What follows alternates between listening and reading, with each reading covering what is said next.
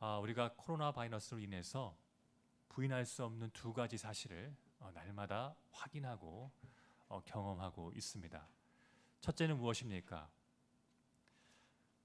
이 바이러스에게 그 어느 누구도 예외가 될 수 없다는 사실입니다. 가난한 사람이든 부한 사람이든 건강한 사람이든 약한 사람이든 또한 인종에 상관없죠. 전 세계에 있는 모든 사람들이 이 코로나 바이러스에 지금 노출되고 있다는 사실, 우리가 이 긴 시간 동안에 경험하고 있는 첫 번째 사실인 것이죠. 또한 두 번째 사실이 있습니다. 그것은 무엇입니까? 그럼에도 불구하고 이 바이러스에 대한 예방과 초동 제처를 잘 한다면 어떻습니까? 이것의 확산을 막을 수 있고 또한 우리가 안전한 일상을 살아갈 수 있다는 사실을 우리가 이 시간을 통해서 확인하고 경험하고 있는 것이죠. 그러게 우리는 어떻습니까? 이 코로나 백신 치료제가 나올 때까지 코로나의 예방과 초동 제처를 정말 철저하게 지켜야 한다는 것이죠. 더운 날씨지만 외출 시에 반드시 무엇을 착용해야 한다고요? 마스크를 착용해야 하고, 사람을 만날 때는 가능하면 1m에서 2m 정도의 이격거리를 두고 이야기를 해야 하는 것이죠. 혹여 기침이 나올 것 같으면 반드시 옷소매를 가리거나 손으로 가리는 게 너무나 중요합니다. 더 나아가서 혹여나 이런 일이 있으면 안 되겠지만 조금이라도 증상이 의심된다면 어떻게 한다고요? 집에 있어야 합니다. 절대 나오시면 안 됩니다. 그리고 혹여 증세가 더 심해지면 국번 없이 1339에 전화를 해야죠. 여기가 어딜까요? 질병관리본부 콜센터로 연락해서 나 좀 데려가 주세요 라고 연락하는 것이 맞습니다.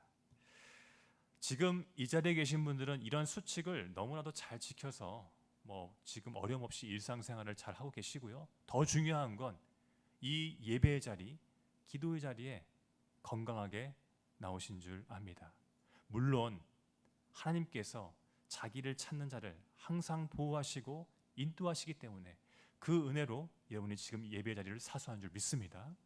자, 그 은혜로우신 하나님께서 오늘 이 말씀을 통해서 시험 중에 있는 자기 자녀들이 어떻게 그 시험을 대처하고 대응하면서 이겨내야 하는지 그 지혜를 저와 여러분에게 반드시 주실 줄 믿습니다. 바라기는 하나님께서 우리를 부르신 이 자리에서 그 지혜를 주시고 우리가 그 지혜를 가지고 힘을 내어서 이 어려운 시기를 이겨내 나가는 그런 은혜가 우리 삶 가운데 있기를 주님으로 축원합니다. 자, 오늘 본문이 말하는 그렇다면 시험은 무엇인지 한번 정리하면서 한번 확인해 봤으면 좋겠습니다. 오늘 1장에 여러 번 등장하는 시험의 원어적인 의미는 크게 세 가지 정도 있습니다. 몇 가지라고요? 세 가지입니다. 잘 기억하셨으면 좋겠습니다. 첫 번째는 무엇이냐? 이것이 가짜인지 진짜인지를 확인하는 영어의 테스트, 우리말로 번역하면 검사라는 뜻이 이 시험이란 단어 안에 첫 번째 의미라고 볼 수가 있습니다. 두 번째 의미는 뭐냐? 바로 그 검사를 위한 영어의 트라이얼, 시련이 이 시험이란 단어 안에 들어있는 두 번째 뜻이고요. 마지막 세 번째는 무엇이냐? 잘못된 길로 들어서게 하는 영어의 템테이션, 무슨 뜻이죠? 유혹이 이 시험이라는 원어에 가지고 있는 세 가지 의미인 것입니다.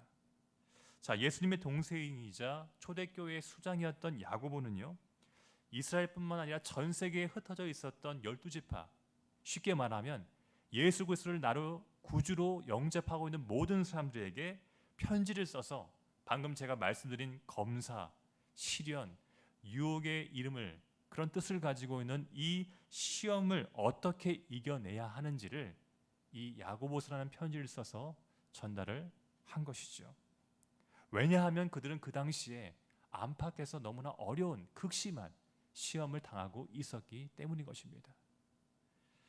그 당시 예수님을 구주로 절대 영접하지 않았던 유대인들, 자, 그 유대인들은 예수님을 믿었던 사람들, 특별히 유대인들을 어떻게 대했을까요? 이단의 무리로 여겼습니다. 절대 예수님을 메시아로 인정하지 않았기 때문에 우리가 이단들을 대하는 것처럼 그렇게 예수님을 믿은 유대인들을 핍박했습니다. 특별히 어떻게 대했냐면은 특별히 자신의 유대교 안에서 퇴출하는, 출교시키는 그런 일들을 자행했던 것이죠. 자, 이렇게 출교를 당해서 어려움을 겪었던 대표적인 사람이 우리가 너무나도 잘 알고 있는 이방인들에게 복음을 전했던 사도가 누구입니까? 바로 사도 바울입니다. 여러분 아시는 것처럼 이 사도 바울이 복음에 불이 붙어가지고 루스드라라는 지금의 터키 지역에 살고 있는 이방인들뿐만 아니라 그 지역에 살고 있었던 유대인들에게 복음을 전했을 때 그들에게 돌을 던진 사람이 누구였습니까? 바로 유대교에 열심히 했던 사람들이 거기까지 쫓아와서 사도 바울을 죽일 정도로 돌을 던졌던 그런 일들이 있었던 것이죠. 여러분 그렇다면 예수님을 믿었던 유대인들이 이렇게 핍박을 받았다면 예수님을 믿었던 이방인들은 그럼 편하게 신앙생활을 했을까요? 절대 그렇지 않습니다. 여러분 그 당시 로마 제국은 한 가지를 강요했습니다. 그것은 무엇이냐? 바로 로마 제국의 황제를 신처럼 섬기기를 강요했습니다. 여러분 아시는 것처럼 예수님을 믿는 사람들은 유일한 왕, 유일한 신이 누구입니까? 바로 예수 그리스도 하나님이시죠. 그렇기 때문에 이들은 로마 황제를 신처럼 여기지 않는다는 그 이유만으로도 차별당하고 어려움을 당했던 것입니다. 특별히 우리가 알고 있는 것처럼 AD 74년에 어떤 일이 있었죠? 로마 대화재가 있었습니다. 이 일을 계기로 네로는 그리스도인들을 화재의 주동자로 몰아내면서 우리가 알고 있는 것처럼 정말 극심한 핍박과 심지어는 죽임을 당했던 사람들이 바로 그리스도교로 개종한 이방인들의 시험이었던 것입니다. 여러분 이런 엄청난 시험 가운데서 믿음을 지키고 정말 믿음대로 산다는 것이 쉬운 일일까요? 어려운 일일까요? 여러분 잘 모르시겠죠. 당해보지 않으면 잘 우리는 모릅니다. 하지만 그 시험을 당하면 정말 이런 상황 가운데서 믿음을 지킨다는 것 정말 쉽지 않다는 것을 공감하고 확신할 수가 있는 것입니다. 자, 이렇게 시험에 흔들리고 그리스도인들, 이렇게 시험에 흔들리는 그리스도인들에게 그래서 유대교로 다시 돌아가거나 로마 황제를 믿으려고 했던 바로 그 사람들에게 절대 그래서는 안 된다. 너희들은 시험을 이겨야 한다는 마음을 가지고 기록했던 편지가 오늘 저와 여러분이 읽은 야고보서 말씀인 것입니다. 그래서 여러분 편지의 첫 번째 내용을 오늘 우리가 읽었는데 어떤 내용이라고요? 시험에 관련된 내용입니다. 왜요? 그들에게 시험에 대한 새로운 관점을 주고 그 관점대로 그 시험을 이겨내게 하기 위해서 야고보는 의도적으로 편지의 첫머리에 시작하자마자 시험에 관한 이야기를 하고 있는 것입니다. 마찬가지로 오늘을 살고 있는 저와 여러분 2000년 전 그리스도인들이 경험했던 시험과는 모양과 그 질은 다르겠지만 우리 또한 지금 어떠한 시험을 겪고 있습니까? 코로나 바이러스라는 한 번도 경험해보지 못한 그런 시험을 경험하고 있죠. 하지만 여러분 이 두 가지 시험 가운데는 한 가지 공통점이 있습니다. 바로 그것은 무엇이냐? 이 시험을 주신 분이 누구시라고요? 하나님이십니다. 비록 우리가 이성으로 감정적으로 왜 이런 시험을 받아야 하는지는 잘 모르겠지만 선하신 하나님께서는 지금 이 시간을 우리에게 허락해 주신 것입니다. 그 목적이 있는 것이죠. 그렇다면 우리는 그 목적이 무엇인지를 알면서 동시에 하나님께서 오늘 말씀을 통해서 알려주신 너희들이 고난당하고 시험당할 때 어떻게 그 시험을 대처하고 대응하고 이겨내야 하는지 바로 오늘 말씀을 통해서 우리가 확인하고 그 확인한 대로 살아갈 필요가 있는 것입니다. 자, 오늘 본문을 통해서 그렇다면 이 시대를 살고 있는 우리가 어떻게 하나님께서 허락하신 이 시험 가운데서 어떻게 대응하면서 그것들을 이겨내야 하는지 크게 세 가지로 함께 살펴봤으면 좋겠습니다. 그 첫 번째입니다. 자, 그 첫 번째 대응 방법이 기록된 2절 말씀을 한번 같이 읽어봤으면 좋겠습니다. 2절입니다. 시작. 내 형제들아 여러 시험을 당하거든 온전히 기쁘게 여기라. 자, 이 말씀처럼 그리스도인들은 이 땅을 살면서 여러 가지 시험을 당할 때마다 온전히 뭐 하라고요? 기뻐하라고 지금 말하고 있습니다. 여러분 제가 정말 부끄럽지만 뭐 항상 부끄럽죠. 제가 말씀을 묵상할 때마다 가장 받아들이고 싶지 않고 받아들이기 힘든 두 가지 말씀이 있습니다. 그 첫 번째가 무엇이냐? 원수를 사랑하라는 예수님의 말씀입니다. 두 번째가 무엇이냐? 예수님의 동생인 야고보가 한 말, 바로 이 말입니다. 너희들이 여러 시험 가운데 처할지라도 온전히 기뻐하라는 이 말씀이 사실 저는 목사인 저도 너무나 힘듭니다. 여러분 어떻게 잘 받아들이십니까? 자, 그렇다면 지금 야고보는 너희들이 절대 기뻐하지 못하는데 억지로라도 이를 악물고라도 기뻐해야 한다고 지금 강요하고 너희들 안 그러면 지옥 간다는 이런 협박을 지금 하고 있는 겁니까? 절대 그렇지 않죠. 절대 그렇지 않습니다. 지금 야고보는요, 너희들이 시험을 당하면 비록 그것이 하나님이 허락한 시험일지라도 분명히 고통과 어려움과 시련이 있다. 하지만 중요한 것은 무엇이냐? 대신 시험이 그리스도인들에게 주는 순기능이 있다는 사실을 기억하고 거기에 지금 집중하라고 말을 하고 있는 것입니다. 자, 그러면 후에 반드시 너희들이 기뻐할 만한 일들이 반드시 일어난다 라고 지금 우리에게 권면하고 있는 것이죠. 자, 그렇다면 시험이 주는, 하나님께서 우리에게 허락하신 시험이 주는 순기능이 무엇인지 이어지는 말씀 3절을 한번 같이 읽어보았으면 좋겠습니다. 3절입니다. 시작.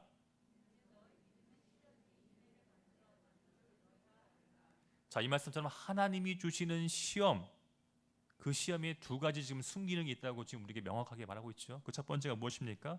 우리의 믿음을 그 시험이 순결하게 한다는 것입니다. 자, 우리말 시련으로 번역된 헬라어가 한번 저를 따라 봅시다. 도미키온. 도미키온이라는 단어인데 신약에서 딱 두 번 사용됩니다. 여기서 한 번, 어디서 한 번 사용될까요?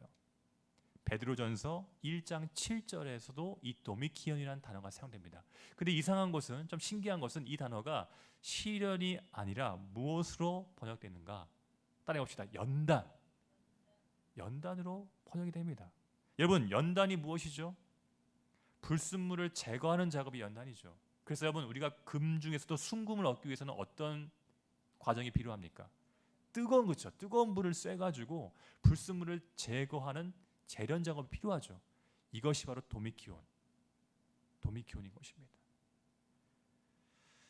여러분, 그래서 우리가 하나님께서 주시는 시험을 통해서 우리의 믿음이 순결해질 뿐만 아니라 그 시련을 통해서 우리는 예수님의 성품 한 가지를 닮아간다고 지금 사도 요한이, 예수님의 동생이었던 요한이 지금 우리에게, 야고보가 이야기를 하고 있는 것이죠. 자, 그것이 무엇입니까? 인내라는 것입니다. 여러분, 이것이 바로 시험이 주는 순기는 두 번째, 우리의 믿음을 순결하게 뿐만 아니라 그 시간을 통해서 우리에게 인내를 준다는 것이죠. 여러분은 인내를 어떻게 생각하십니까? 인내, 힘들어도 말 안 하고 어긋님 깎게 물고 그냥 가만히 있는 거, 이게 인내입니까? 그건 이제 전문용어로 곱는 거죠. 마음이 곱는 겁니다. 여러분, 성경은 절대 인내를 그렇게 표현한 적이 없습니다. 인내는 무엇이냐? 하나님의 뜻을 이루기 위하여 내 뜻을 내려놓고 그 뜻을 위해서 심지어 고난과 절망의 자리까지 나아가는 것, 그게 바로 인내인 것입니다. 여러분, 이것을 정말로 삶으로 보여주고 증명하신 분이 누구십니까? 십자가를 지신 예수님입니다. 예수님이 만약에 인내가 없으셨으면 짊어지고 가시다가 이거 이렇게 하다가 나 완전히 개고생하겠다 하고 아마 십자가를 집어 던지셨을 겁니다. 하지만 그분은 십자가를 던지지 않으셨죠. 왜요? 인내하셨기 때문에. 나의 감정, 나의 생각보다 하나님의 계획이 더 크기 때문에 그분은 인내하시고 결국에는 하나님의 구원 계획을 완성하신 것입니다. 자, 그 인내가 어떨 때 우리 가운데 생겨나고 열매를 맺는다고요? 바로 하나님께서 우리를 시험하실 때, 시험이라는 시련을 통해서 우리의 믿음을 연단해 나가실 때 이런 놀라운 인내가 생겨난다고 말씀하십니다. 사랑하는 성도 여러분, 혹시 이 자리에 정말로 감당할 수 없는 시련 때문에 어쩌면 정말 신앙까지도 포기하고 싶은 마음을 가지고 정말 마지막 심정을 가지고 이 자리에 나오신 분들이 있다면 먼저 첫 번째로 위로의 말씀을 드립니다. 여러분을 창조하시고 여러분을 구원하신 하나님께서 여러분의 모든 고난과 고통을 다 아십니다. 믿으십니까? 아실 뿐만 아니라 전능하신 하나님은 반드시 여러분들을 살리시고 구원하실 줄 믿습니다. 그리고 그 과정이 짧았으면 좋겠지만 어떤 분들에게는 1년, 5년, 10년, 야, 이렇게까지 내가 인내해야 하는 건가? 라고 생각하는 분들도 계실 겁니다. 하지만 여러분, 힘내십시오. 그 과정을 통해서 여러분들은 하나님께서 허락하신 인내를 배우게 되실 것입니다. 더 중요한 것은 그 인내를 통해서 누구를 닮아간다고요? 예수님을 닮아가는 것입니다. 작은 예수가 되는 것입니다. 이런 은혜가 오늘 이 자리에 이 말씀을 듣고 있는 여러분의 삶 가운데 반드시 일어나기를 주님으로 축원합니다. 첫 번째, 하나님께서 주신 그 시험을 통해서 우리는 온전히 기뻐해야 한다는 것이죠. 왜요?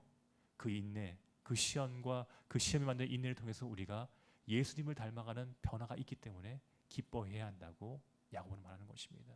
자, 이어서 두 번째, 우리가 여러 가지 시험을 당할 때 어떻게 대응을 해야 하는지 그 말씀이 기록된 우리 5절 말씀도 한번 같이 읽어봤으면 좋겠습니다. 5절입니다. 시작.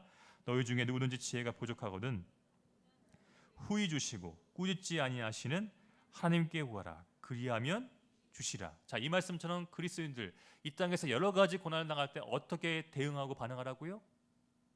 온전히 기도하는 것입니다. 첫 번째는 온전히 기뻐하는 것. 그것을 통해서 하나님께서 주시는 인내의 열매와 예수님을 닮아가는 그 사실에 기뻐하는 그 은혜를 누릴 뿐만 아니라 너희들이 혹여 동일한 고난 가운데 있을 때에도 온전히 기도하라고 지금 야고보가 말하고 있는 거죠. 여러분, 한 가지 묻고 싶은 게 있습니다. 여러분은 혹시 감당하기 너무나 힘든 시험을 당하실 때 무엇이 가장 힘드십니까? 뭐가 가장 힘드십니까? 시험 당할 때. 제가 정말로 그렇게 어려움을 겪고 있는 성도들을 쭉 만나오면서 참 많이 들은 얘기가 있습니다. 목사님, 제가 정말 힘들면요 기도할 힘도 없어요. 기도할 힘도 없어요. 여러분, 혹시 이런 말을 이해가 되십니까? 장로님 이해가 되십니까? 장로님 이해하시겠죠? 사망의 음침한 골짜기를 여러 번 왔다 갔다 하셨으니까. 아마 이런 경험하신 분들 꽤 많으실 겁니다. 여러분, 그렇습니다. 너무 힘들면요 내 존재가, 내 가정과 내 일터가 한순간에 정말 말할 수 없는 시험에 빠지면 기도할 힘이 없습니다. 기도할 힘이 정말 없어요. 여러분, 이런 상황에서 하나님이 주시는 시험은 성도의 믿음을 순결하게 하고 인내를 통해서 예수님을 닮아가는 영적인 유익이 있습니다. 그렇기 때문에 여러분들 시험 가운데, 고난 가운데 기뻐하십시오. 말을 하면 어떻게 반응할까요? 말은 좋지. 말은 좋지. 머리로는 이해가 됩니다. 하지만 마음까지 내려오진 않죠. 그리고 그 말씀을 내 삶에 적용하고 싶은 마음이 전혀 없습니다. 왜일까요? 오늘 본문이 말하죠. 따라해 봅시다. 의심하기 때문입니다. 그 절망과 그 시험이 주는 고통이 너무 커서 이런 하나님의 말씀을 의심하는 거죠. 정말 그럴까? 내가 정말 지금 너무나 힘든 시험 가운데 있는데 정말 내가 이 시간을 정말 버티면 정말 하나님께서 나에게 더 큰 은혜를 주시는 게 맞는 걸까? 혹여 이 시간이 정말 나를 인생의 나락으로 떨어뜨리는 그런 시간이 아닌가? 정말 하나님은 살아계신 건가? 이런 의심이 생긴다는 것입니다. 여러분, 그렇기 때문에 야고보는 지금 뭐라고 얘기합니까? 그럴 때일수록 더욱더 온전히 기도하라는 말하는 것입니다. 온전히 기도하라고요. 왜 기도해야 하는 것입니까? 바로 그런 순간순간 때마다 우리가 간절히 주님의 이름을 부르며 기도할 때에 우리의 삶 가운데 어떠한 변화가 있겠습니까? 바로 그 기도 가운데 역사하시는 하나님께서, 부활하신 예수님께서 바로 우리 마음 가운데 지금도 살아서 역사하시는 예수님이 내 곁에 계신다는 그 믿음을 주시는 것입니다. 이 믿음은요 사실 하나님이 주신 선물이지만 그 믿음을 우리가 더 강하게 하기 위해서는 한 가지 필요한 것이 있습니다. 따라해 봅시다. 기도입니다. 자, 예수님께서 십자가를 지시기까지 항상 시간을 내어서 한적한 곳에서 하셨던 행동이 무엇이죠? 기도입니다. 여러분, 그래서 예수님께서 기도하길 원하는 제자들에게 이런 약속을 하신 것이죠. 우리 한번 그 말씀 찾아봤으면 좋겠습니다. 아주 중요한 말씀입니다. 마태복음 7장 11절 말씀입니다. 왜 우리가 고난 가운데서, 시험 가운데서도 절망하지 않고 의심하지 않고 기도해야 하는 이유를 예수님께서 직접 제자들에게 말씀하셨습니다. 마태복음 7장 11절을 한번 같이 찾아서 읽어보겠습니다. 마태복음 7장 11절입니다. 시작. 너희가 악한 자라도 좋은 것으로도 자식에게 줄 알거든 하물며 하늘에 계신 너희 아버지께서 구하는 자에게 좋은 것으로 주시지 않겠느냐. 아멘. 여러분, 이 약속의 말씀을 붙잡고 오늘 이 기도회 가운데 믿음으로 하나님께 기도하는 역사가 있기를 주님으로 축원합니다. 여러분, 그러면요 구하는 자에게 뭘 주신다고요? 가장 좋은 것을 주시는 하나님 아버지께서 우리가 지금 겪고 있는 시험의 순기능을 볼 수 있는 하늘의 지혜를 주실 줄 믿습니다. 여러분, 인생은 따라해봅시다. 해석이다. 해석입니다. 믿음으로 해석하는 자와 내 감정으로 해석하는 자는 완전히 인생이 다릅니다. 똑같은 상을 경험해도 정반대의 모습을 보이는 것이죠. 이것이 바로 여러분 믿음의 능력인 것입니다. 그 믿음이 어떨 때 생긴다고요? 야고보가 얘기한 것처럼 온전히 기도할 때, 이 시험 가운데 하나님이 주시는 놀라운 은혜가 있다는 그 믿음으로 이 시간을 바라보고 인내하면 바로 그 사람에게는 하나님이 주시는 믿음이 순결해지고 인내라는 하나님의 성품을 닮아가는 놀라운 은혜가 있다는 사실을 깨닫게 되고 확신하게 되는 것입니다. 전 바라기는 오늘 이 시간 참으로 많은 기도 제목이 있겠지만 이 우리가 겪고 있는 시험, 코로나는 하나의 시험 중에 하나겠죠. 지금 여러분들이 개개인적으로 겪고 있는 그 모든 시험 가운데 마저 하나님은 이 일을 통하여 나를 반드시 하나님의 백성으로 온전케 하실 줄 믿습니다. 이 믿음을 가지고 기도로 더 깊게 나아가는 그런 은혜의 마음이 되기를 주님을 축원합니다. 자, 첫 번째, 우리가 온갖 시험 가운데서 반드시 회복해야 할 첫 번째 대응의 모습은 온전히 뭐하는 것이다? 기뻐하는 것이다. 그 기쁨은 다른 것이 아니라 그 고난을 통해서 자기 백성을 하나님의 백성으로 작은 예수로 만들어 가시는 하나님의 그 계획을 볼 때 가능하다는 것이죠. 자, 그 계획을 우리가 어떻게 볼 수 있습니까? 기도 가운데 주시는 하나님의 믿음과 그 믿음에 근거한 지혜 가운데서 우리가 그것들을 확신할 수가 있는 것입니다. 자, 그렇다면 마지막, 하나님의 백성들이 이 땅 가운데서 수많은 시험을 당할 때에 어떻게 대응하며 그것들을 이겨나야 하는지 오늘 본문입니다. 마지막 우리 9절부터 10절까지를 같이 읽어봤으면 좋겠습니다. 9절에서 10절입니다. 시작. 낮은 형제는 자기의 높음을 자랑하고 부한 자는 자기의 낮아짐을 자랑할지니 이는 그가 풀의 꽃과 같이 지나감이라. 아멘. 자, 이 말씀처럼 그리스도인은 이 땅을 살아가면서 어떻게 대응을 해야 하는 건가? 여러 가지 시험을 당할 때 바로 자기의 정체성에 맞게 반응을 해야 한다는 것입니다. 이게 오늘 야고보가 말하는 마지막 세 번째 시험을 대응하는 모습인 것이죠. 여러분, 우리 그리스도인의 정체성이 무엇이라고 생각하십니까? 어렵지 않습니다, 여러분들. 그리스도인이라는 말 안에 그 정체성이 있는 것이죠. 그리스도인, 영어로는 무엇입니까? 크리스천. 이것은 어떤 의미를 갖고 있습니까? 따라해봅시다. 예수님께 속한 자. 그게 바로 크리스천. 바로 저와 여러분의 정체성입니다. 여러분, 그렇기 때문에 그리스도인은 어떻게 살아야 한다고요? 세상의 가치관이 아니라 그분의 말씀, 곧 하나님께서 주신 말씀이 우리의 삶의 가치관이 될 줄 믿습니다. 그렇기 때문에 여러분들, 우리가 아무리 혼탁한 시대 가운데서도 흔들리지 않는 한 가지 이유가 있어요. 왜요? 우리에겐 변하지 않는 하나님의 말씀, 예수님의 말씀이 있기 때문에 우리는 세상이 흔들려도 전혀 요동할 필요가 없죠. 바로 그분의 말씀이 지금 우리 앞에 있기 때문에. 자, 오늘 말씀을 보면요, 놀라운 사실은 그런 정체성, 그리스도인이라는 정체성을 가진 사람들 중에 낮은 자가 있고 부한 자가 있다고 합니다. 여러분, 낮은 자는 누구일까요? 가난한 자겠죠. 부한 자는 말 그대로 부자들입니다. 여러분, 묻겠습니다. 우리가 정말 어려움을 겪을 때에 그나마 그런 어려움 가운데서도 좀 넉넉하게, 좀 여유 있게 반응할 수 있는 사람들이 어떤 사람들일까요? 그렇죠, 부자겠죠. 부자, 돈 많거나 권세 있는 사람들은요, 어려울 때일수록 더 진가를 발휘합니다. 저는 그 진가를 발휘하고 싶어요. 저도. 근데 전 돈이 없어가지고 그거 모르겠어요. 근데 정말 돈 있는 분들은 진가를 발휘합니다. 아주 편안하세요. 남들은 죽겠다고 하는데 그분들은 너무나 평안하세요. 가끔은 부러울 때가 있어요. 정말 부러울 때가 있어요. 근데 여러분, 오늘 말씀을 보면요, 야고보가 상식밖의 반응을 지금 요구하고 있습니다. 자, 오늘 가난한 사람들한테는 어떻게 지금 이야기하고 있습니까? 가난한 성도 여러분, 절대 소극적으로 살지 마십시오. 자기의 삶을 비난하거나 비참하게 여기지 마십시오. 여러분이 높이 되는 것을 자랑하고 감사하십시오 라고 이야기를 합니다. 더 놀라운 사실은 그 반대편에 있었던 부유한 사람들한테는 지금 어떤 반응을 요구하고 있습니까? 그렇죠. 돈이 많은 여러분 절대 돈 많다고 그렇게 교만하지 마십시오. 주님 앞에서 낮아지게 되는 것을, 겸손케 되는 것을 자랑하십시오 라고 지금 말을 하고 있습니다. 여러분, 약간 이해가 되지 않는 이 야고보의 얘기가 무엇을 의미하고 의도할까요? 그리스도인들 중에는 분명히 가난한 자도 있고 부자도 있습니다. 하지만 그들이 반드시 어떠한 상황, 특별히 고난 가운데서, 시험 가운데서 보여야 할 것은 바로 그리스도인이라는 정체성을 가지고 그때그때마다 반응해야 한다고 지금 말하고 있습니다. 다시 말해서 가난한 사람들은 어떻게 반응해야 한다고요?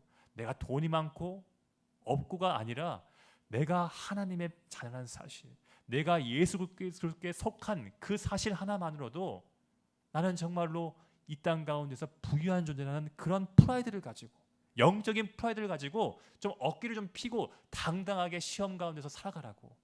그것이 바로 그리스도인이라는 정체성을 가진 여러분들의 모습입니다 라고 지금 격려하고 있는 것입니다.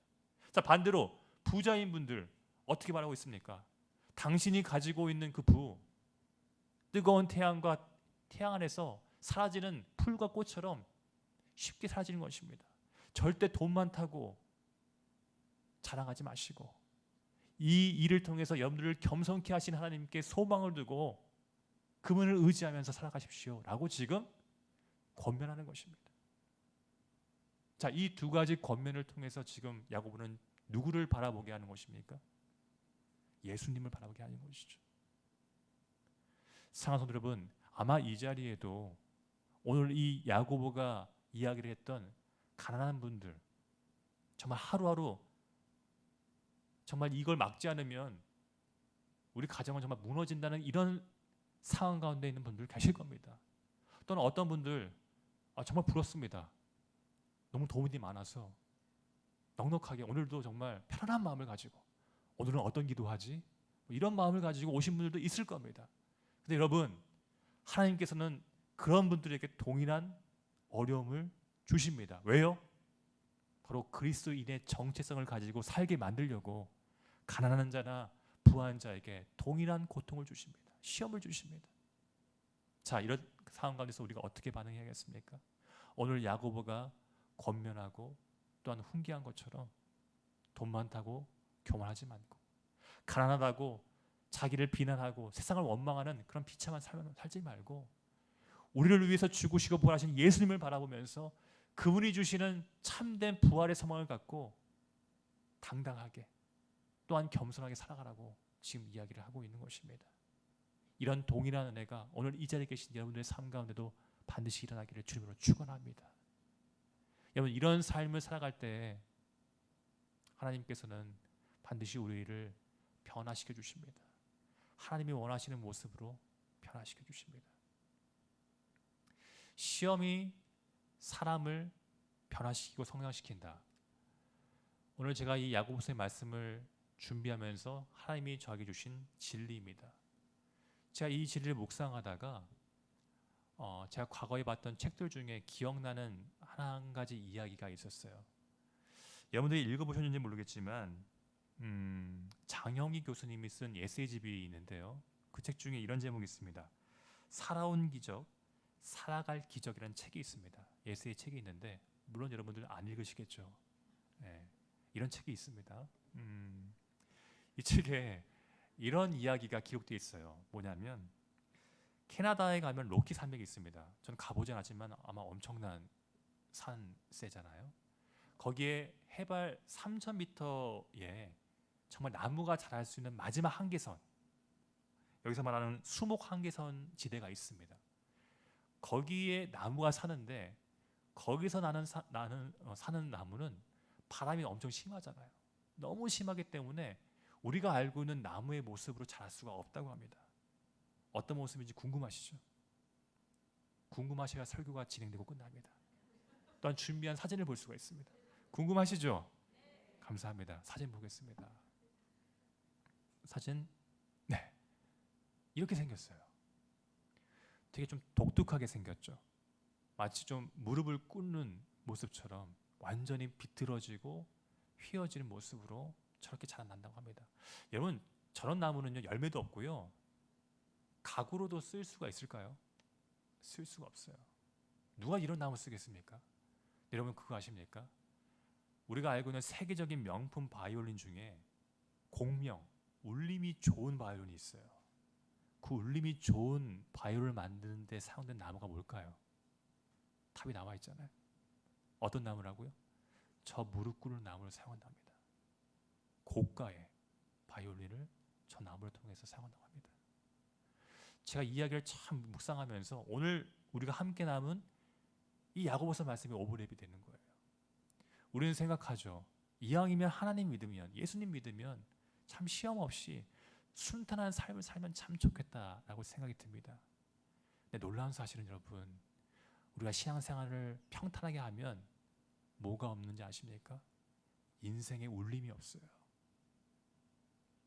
하나님의 사랑이 뭔지, 하나님의 평안과 하나님의 기쁨이 뭔지를 고난을 통과하지 않은, 시험을 통과하지 않은 성도들은 그 울림이 없어요. 근데 정말로 오늘 본문 말씀처럼 야고보의 이 권면처럼 시험 가운데서도 하나님께서 나에게 주신 이 놀라운 은혜들을 믿음의 눈으로 바라보고 인내하는 분들은요, 이 놀라운 하나님의 사랑을 깊은 삶의 울림으로 많은 사람들에게 전달을 합니다. 전 바라기는 오늘 이 시간 이 자리에 있는 분들 정말 시험이 없었으면 좋겠어요. 근데 하나님은 여러분들을 자신의 사랑을 많은 사람들에게 울리고 전할 그런 사람으로 만드시길 원하십니다. 그러기 위해서는 때로는 우리가 이해할 수 없는 시험을 주실 때도 있어요. 육신의 질병일 수도 있어요. 가족 간의 갈등도 있을 수도 있어요. 정말 심각한 경제적인 문제를 주실 수가 있어요. 그러면 우리의 몸과 마음이 비틀어지죠. 마치 무릎 꿇는 나무처럼 비틀어지죠. 하지만 여러분, 하나님은 그런 비틀어진 우리의 인생을 하나님의 영광을 드러내는 명품 바이올린으로 사용하실 줄 믿습니다. 이것이 하나님께서 우리에게 주신 시험의 목적인 것입니다. 또 하나, 오늘 본문은 명확히 말하고 있죠. 우리가 그 시험을 하나님이 주신 믿음과 하나님을 찾는 기도 가운데서 우리가 그것들을 인내하고 나간다면 이런 최종적인 은혜가 너희들에게 있다고 자신 있게 이야기하고 있습니다. 자, 그 마지막 은혜가 무엇인지 우리 말씀 한번 찾아보고 마치도록 하겠습니다. 우리 12절 말씀인데요. 같이 읽어보겠습니다. 12절입니다. 시작. 시험을 참는 자는 복이 있나니 이는 시험을 견디어낸 자가 주께서 자기를 사랑하는 자들에게 약속하신 생명의 면류관을 얻을 것이기 때문이라. 아멘. 여러분, 여기서 말하는 생명의 면류관 무엇일까요? 어렵게 생각하지 마십시오. 믿는 자에게 주시는 가장 큰 은혜, 영생과 천국, 하나님 나라입니다. 자, 정리하면 무엇입니까? 하나님께서 자기 백성, 자기가 너무나 사랑하는 사람에게도 시험을 주시는 이유는 뭐냐? 이 땅에서부터 저 천국을 가는 천국 백성의 준비를 시련을 통해서 하시는 것입니다. 믿으십니까? 이게 바로 하나님께서 믿는 자에게 주시는 지혜인 것입니다. 믿지 않는다는 시련을 당하면 이 더러운 세상, 나는 정말 더럽게 운이 없구나, 이렇게 비관하며 살아가지만 믿는 자는 다르다는 것이죠. 아, 하나님이 나를 천국 백성으로 준비시키시는구나. 나를 정말 하나님의 놀라운 영광을 드리는 명품 바이올린으로 나를 만들어 가시는구나. 바로 그것들을 깨닫게 된다는 것입니다. 여러분, 이것은요 쉽게 깨달을 수가 없어요. 그렇기 때문에 야고보가 뭐라고 고민했다고요? 온전히 뭐 하라고요? 기도하라고요. 기도하라고. 너희들의 얕은 그런 지식으로는 절대 이 진리를 깨달을 수 없으니 날마다 기도하라고. 여러분 아시는 것처럼 야고보의 별명이 무엇입니까? 뭐죠? 어떤 동물의 무릎이잖아요. 낙타 무릎이에요. 야고보는 말하고 행동이 다른 그런 사람이 아니었어요. 우리한테는 온전히 기도하십시오 하면서 자기는 기도 안 하는 그런 이중인격자가 아니었어요.